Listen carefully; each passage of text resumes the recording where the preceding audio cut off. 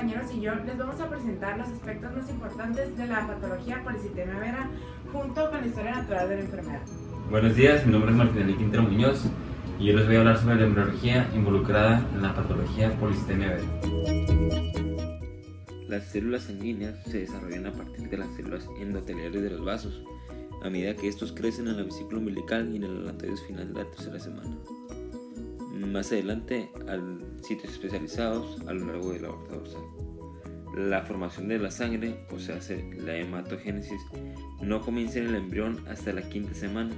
Se inicia a lo largo de la aorta y después tiene lugar en diferentes partes del mesenquima embrionario, principalmente en el hígado y más tarde en el vaso, la médula ósea y ganglios linfáticos. Los eritrocitos fetales y del adulto proceden de diversas células progenitoras hematopoyéticas hemangioblastos. Buen día, mi nombre es Mariana Ochoa y les hablaré acerca de todos los aspectos involucrados en la historia natural de la enfermedad. Para hablar sobre la historia natural de la policitemia vera, iniciaremos hablando sobre el periodo prepatogénico y su triada ecológica. Agente: se cree que afecta a un interruptor de proteínas que hace que la célula crezca. Específicamente es una mutación en la proteína JAK2 y la mutación JAK2V617F. Huésped: aparece habitualmente en varones de edad media avanzada y también se verán más afectadas las personas con antecedentes de policitemia vera. Ambiente: es un ambiente inespecífico. A continuación, la prevención primaria. Promoción de la salud. No existe estrategia eficaz para esta patología, ya que se asocia a una mutación genética del JAK2 y estas anomalías aún se desconoce su etiología. Protección específica. No existe protección específica como tal. Ahora hablaremos sobre el periodo patogénico. Signos y síntomas inespecíficos: cefalea, mareos, hipertensión arterial, prurito, parestesis, astenia, disnea, epistaxis y gingivorragia. Signos y síntomas específicos: esplenomegalia, prurito y complicaciones trombóticas y hemorrágicas. Complicaciones: trombosis venosa profunda, infarto al miocardio, trombosis en las venas hepáticas, síndrome de Budd-Chiari y accidentes cardiovasculares. Secuelas: daño neurológico debido a la posible formación de un trombo en arterias ascendentes. Muerte: sin tratamiento se puede llegar a una muerte por hemorragia o trombosis debido a la constante pérdida de sangre. Buenos días, yo soy José Luis Beltrán y yo les voy a hablar sobre las características morfológicas e histológicas de las estructuras involucradas en nuestra patología. La médula ósea es el tejido esponjoso blando que se encuentra en el interior hueco de los huesos largos. La médula ósea forma alrededor del 4% del peso corporal total, que viene siendo alrededor de 2.5 kilogramos en un adulto sano. Tenemos dos tipos de médula ósea. Una que viene siendo la médula ósea roja, que se encarga de producir los glóbulos rojos, y la médula ósea amarilla, que consiste principalmente en células grasas. La médula ósea roja se dice que principalmente es la que está activa, y la inactiva pues viene siendo la médula ósea amarilla. Aquí podemos observar un corte histológico de la médula ósea. Aquí podemos observar lo que viene siendo un adipocito en la médula ósea roja. A continuación, en este corte histológico podemos ver lo que viene siendo el periósteo, y aquí en la parte inferior lo que viene siendo la médula ósea y el hueso compacto. Los glóbulos rojos, también conocidos como eritrocitos o hematíes, son discos bicóncavos con un diámetro de 7.8 unimicras y un espesor de 2.5 unimicras en su punto más grueso. Esto es según Guyton. Varios autores pues también manejan otras medidas. El volumen medio de un eritrocito es de 90 a 95 unimicras. Los eritrocitos carecen de un núcleo, y esto es para facilitarles el paso a través de los vasos y no se vayan a romper, y pueden tomar distintas formas. Los valores normales de eritrocitos van de 3.5 a 6 millones, pero puede variar algunos autores o algunos laboratorios. El diagnóstico de la policitemia vera se manifiesta por eritrocitosis, que viene siendo un incremento de los eritrocitos o glóbulos rojos, combinada con leucocitosis, trombocitosis o podrían ser ambas. El diagnóstico en este caso pues se hace evidente. Sin embargo, cuando los pacientes solo presentan un incremento de hemoglobina o el hematocrito o solamente trombocitosis, en este caso la valoración se hace complicada, ya que se puede tratar de distintas patologías. Entonces, en los laboratorios vamos a encontrar una concentración de hemoglobina entre 14 y 28 gramos sobre decilitro, un hematocrito mayor o igual al 60%. Los leucocitos van entre 12.000 a 50.000 células sobre milímetro cúbico y las plaquetas son mayores u iguales a 500.000. Como podemos observar, los resultados del laboratorio se encuentran alterados. Algunas pruebas y exámenes que podemos hacer son un conteo sanguíneo completo con fórmula leucocitaria. También podemos hacer una prueba genética para ver la mutación en el gen JAK2. Podemos hacer un examen de ácido úrico sérico. Estas pruebas y exámenes son necesarias para establecer un diagnóstico preciso. Algunas de las complicaciones que puede presentar la policitemia vera vienen siendo una trombosis venosa profunda, un infarto al miocardio. Estas dos patologías son la principal fuente de consulta médica, hasta un 25%. Otra también puede ser trombosis en las venas hepáticas, que se denomina síndrome de Budd-Chiari, y accidentes cerebrovasculares. También se puede presentar la gota y la insuficiencia cardíaca. Y la mayoría de estos se presenta porque hay una elevación en el hematocrito, y esto nos va a producir un aumento en la viscosidad y aglutinación de la sangre. La etiología de esta enfermedad aún es desconocida, aunque se cree que es hereditaria, debido a que en más del 90% de los pacientes que la presentan la mutación del gen JAK2, pero aún así se desconoce al 100% la etiología de la enfermedad. Buen día, mi nombre es Fernanda Ávila Pérez y les voy a hablar sobre la fisiopatología de policitemia vera.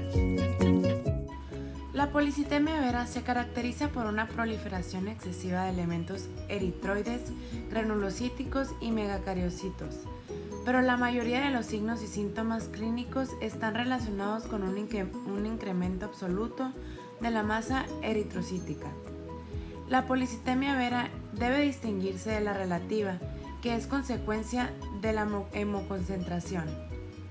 A diferencia de las formas reactivas de la policitemia absoluta, la policitemia vera se asocia a concentraciones séricas bajas de eritropoyetina, que reflejan el crecimiento del clon neoplásico independiente de factores de crecimiento.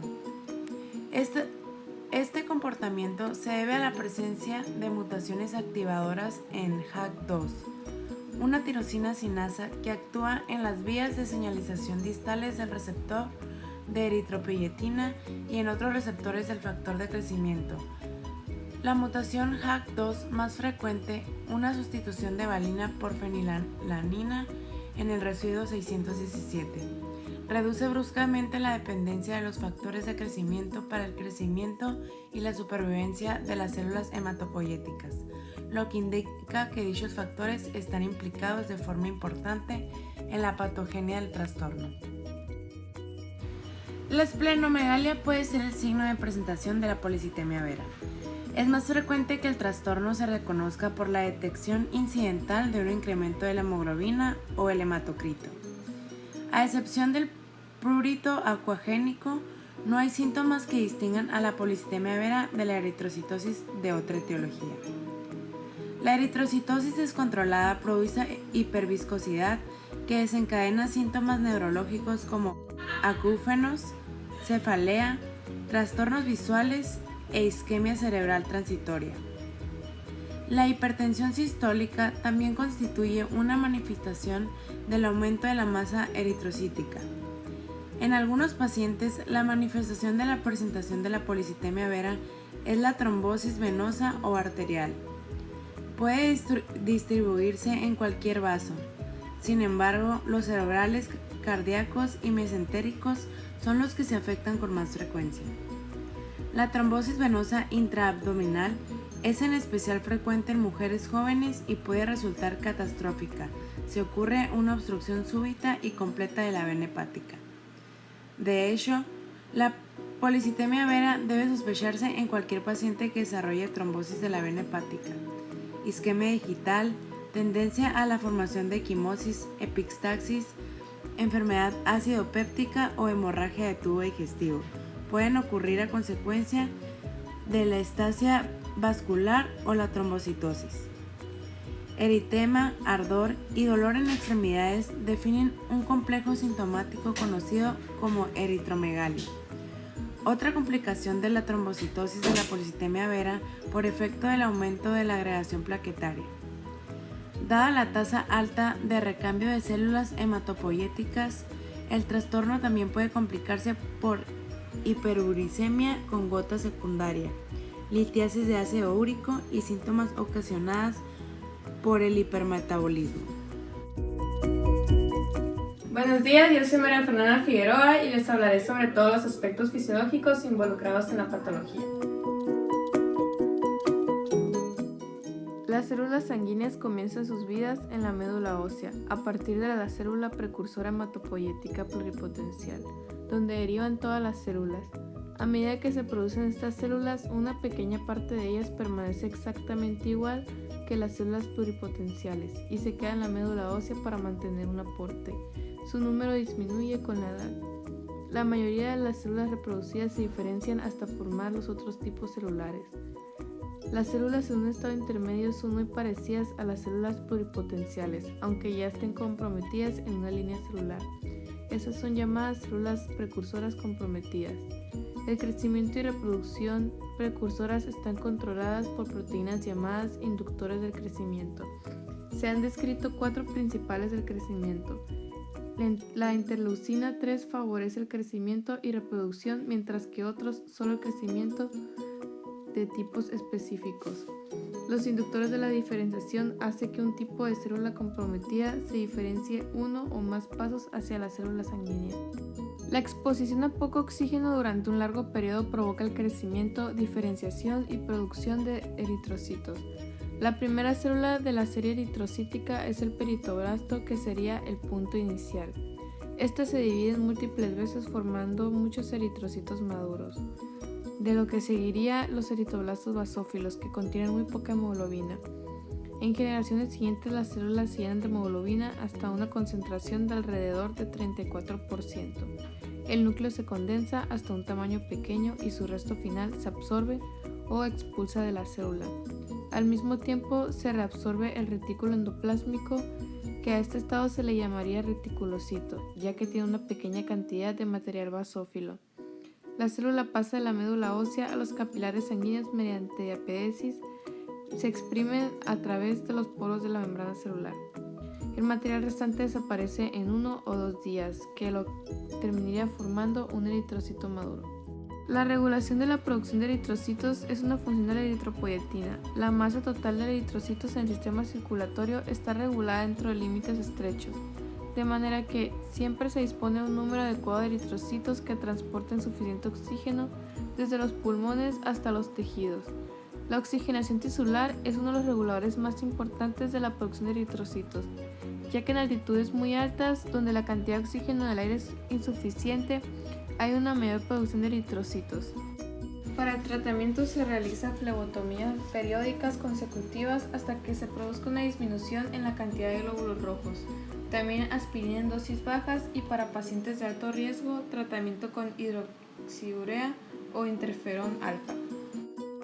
La función del mecanismo eritropoyético para aumentar la producción de eritrocitos cuando la oxigenación se ve reducida, como factores de volumen sanguíneo bajo, anemia, hemoglobina baja, mal flujo sanguíneo y enfermedades pulmonares, provocan la secreción de eritropoyetina por parte del riñón en un 90% y el 10% por parte del hígado.